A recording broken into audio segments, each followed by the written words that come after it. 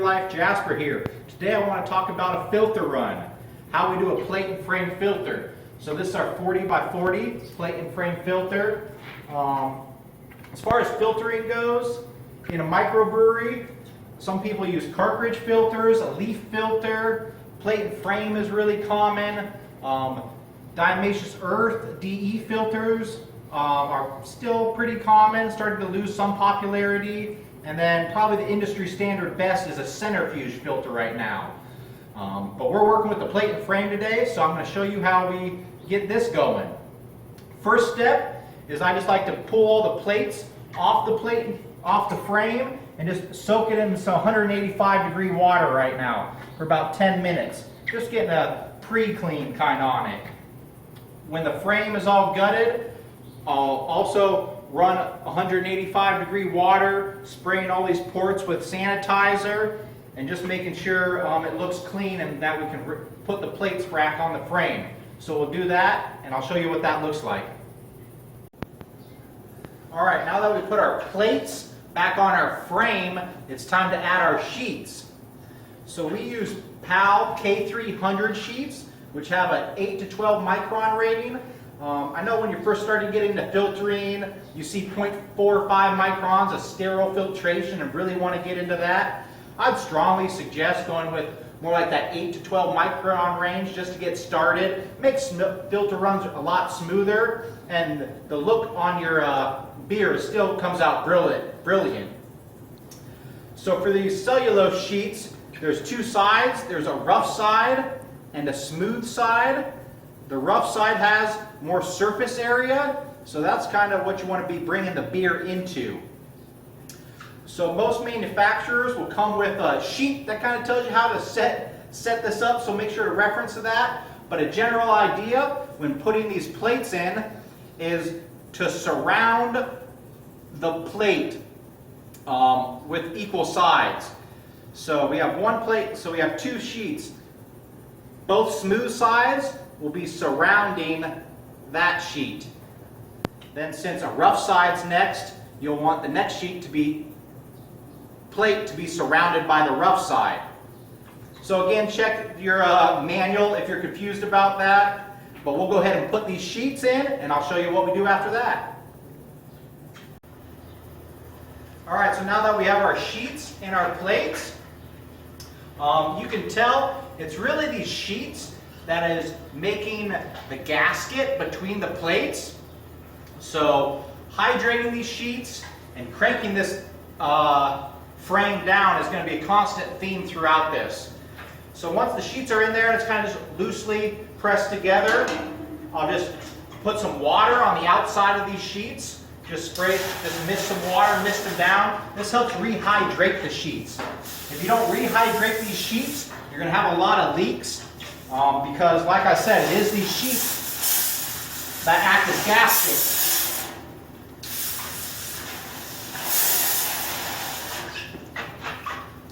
So just a little trick is just to wet the outside before you start doing anything else.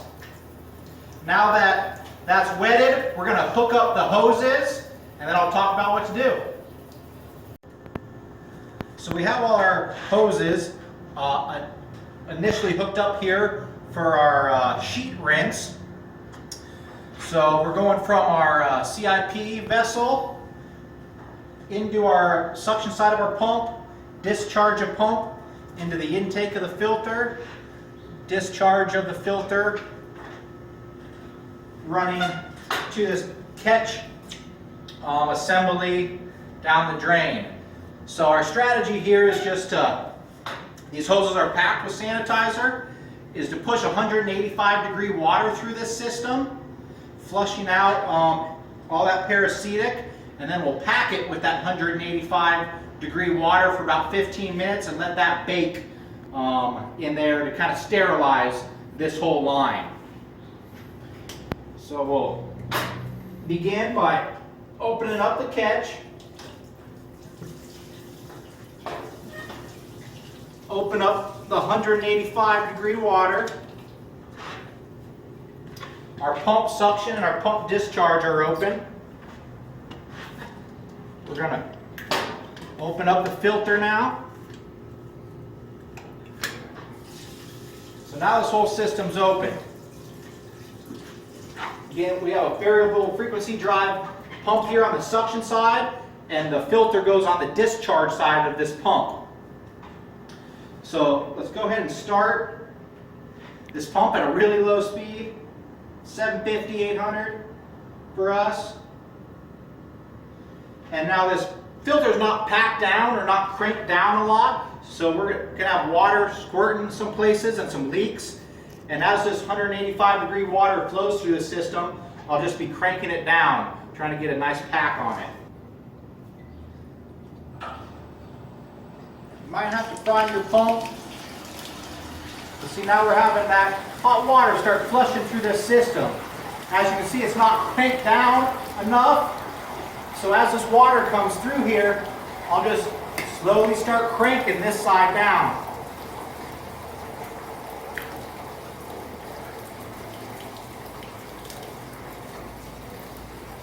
Compressing a plate and frame filter is always a notoriously hard thing to do.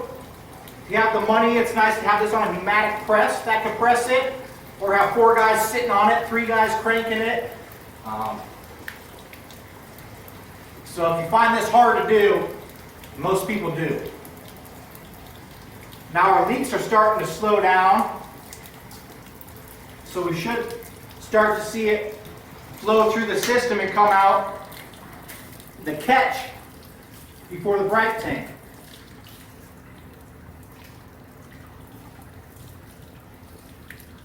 See, speakers? Yeah. Sometimes you might have a spickle open or two on this system you'll want to close. Just make sure the water is going. Oh. Now you can start looking at the catch. Now it's semi-cranked down enough that the water's starting to flow through this whole system.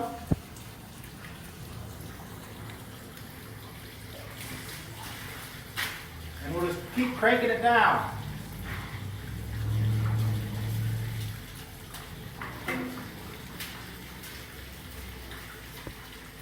Now you can start to see our leaks are really minimal now compared to how we started. We have a little hot water left in our CIP vessel. So we'll just be running this hot water through this system now. And then our hot water is almost out. So we'll go ahead and pack this whole system with this 185 now. By closing discharge side, closing discharge of pump, shutting off pump, shutting off the butterflies to the filters, and the CIP vessel. Now all the hoses, all the filter, it's all sitting with 185-degree water. We'll let it sit in here for about 15 minutes, let it sterilize everything. It's also swelling these pads up, which is good to make that seal. After 15 minutes, we'll then flush this system with cold water. Sterile deaerated is the best. That helps cools it down and flushes out any of that heat out of there. So after this system's packed with cold water, after the cold water flush, I'll show you what to do after that. Alright, now that our whole system and line is packed with cold water and the system's cooled down, we move the suction side of the pump from the CIP vessel over to the racking arm of the FV. Once it's sitting like this, I like to just maybe crank it down one more time. That kind of gave those sheets time to expand. So before I open the beer to this system, I'll just put one more Hulk turn into it, like that. And you'll be amazed about how that loosens up the more time you give it for those sheets to expand. So that's pretty tight. Hopefully we don't have any problems. Now we also hooked up our balance line or umbilical cord. If you haven't seen the transfer beer videos, it's just the same thing, hooking up our head pressures from our bright tank to our FV. So we'll go ahead and Open up our bright tank. And open up our FV head spaces.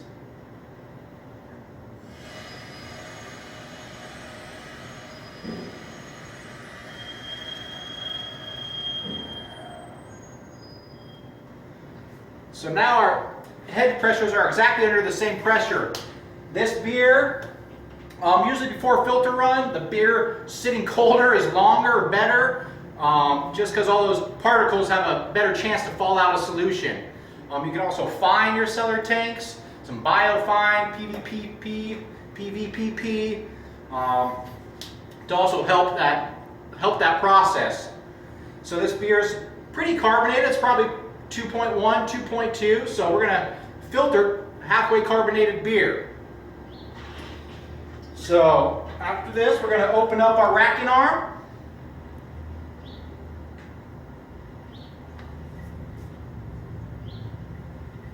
As it starts to move. Suction side of pump. Discharge of pump.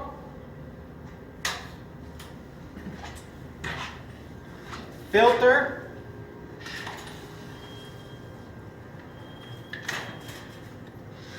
Discharge filter. And then the catch assembly. And we're going to initially start sending it down the drain. So we'll send it down the drain until this turns to clear beer.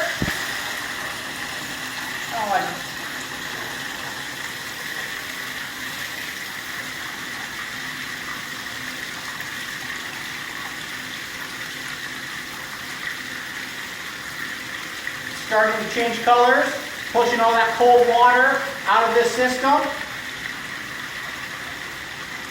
There she comes. That's looking pretty good. So now we'll catch that into our bright tank. Have a little breakout just because of nucleation points on the sheets. But just like the transferred beer video, it'll run in there till the whole system's balanced out. Probably in a minute or so it will be balanced out. At that point, we'll turn on the pump real slow, 750, 800, letting that beer move into the bright tank. When that transfer is going, you'll want to move your racking arm, find your yeast cake, your hop pile, just like the transfer beer video. And that's how we get it started. We'll take one more shoot and I'll show you kind of when it's running. Cheers.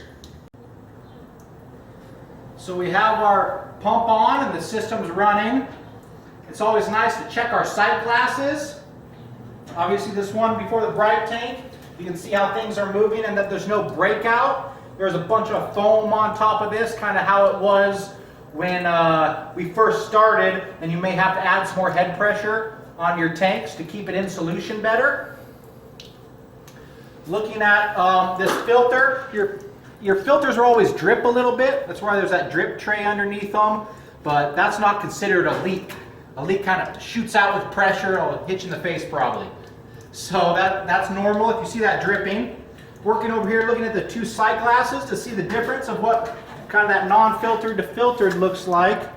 There's our non-filtered Irish Red. A little bit of hazy protein polyphenol combo. And then our filtered version, see a bunch of CO2 bubbles floating around in there, but you can tell it's a lot clearer rather than the hazy look. I'm also looking at these pressure gauges on top of here. It's saying a little bit under 15 on our intake side, and the discharge side pressure gauge should always be lower. If your discharge side is lower, that means that the beer will flow that way. So you could tell a stuck filtered run without sight glasses if these pressure gauges are closer to 20, 25 psi, but exactly the same pressure. That means there's no difference in pressure to get the beer flowing that direction. So those are a few things to think about. Hopefully you enjoyed this video on plate and frame filtering. If you have any questions, leave them in the comments below. Next time, cheers.